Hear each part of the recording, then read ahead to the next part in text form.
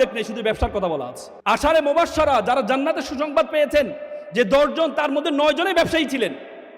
আল্লাহ রাসূল নিজে ব্যবসায়ী ছিলেন, তার ওয়াইফ ব্যবসায়ী ছিলেন, তার 4 খলিফা ব্যবসায়ী ছিলেন। ব্যবসায়ী হওয়ার জন্য এত হীনমন্যতা ভোগেন কেন? হীনমন্যতা ভোগেন কেন? আপনার সবসময় মনে করেন টাকা লাগবে, ব্যবসার টাকা ছাড়া তো ব্যবসা হয় না। না, যারা বড় বড় ব্যবসায়ী হয়েছে তাদেরকে জিজ্ঞেস করে দেখেন, তারা কত টাকা দিয়ে শুরু করেছে। তারা কত টাকা দিয়ে শুরু করেছে জিজ্ঞেস করে দেখেন। পৃথিবীতে সবসময় টাকা লাগে না ভাই। পাঠাও, উবার, তাদের নিজস্ব কোনো গাড়ি আছে? গাড়ি আছে, একটা গাড়ির মালিক তারা।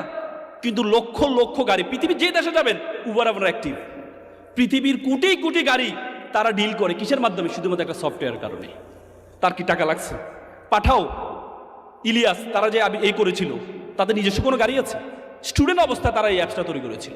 আমি কিছু আগে সিঙ্গাপুর গিয়েছি। সিঙ্গাপুর যখন মালয়েশিয়া থেকে তাদেরকে বের করে দেওয়া হয়,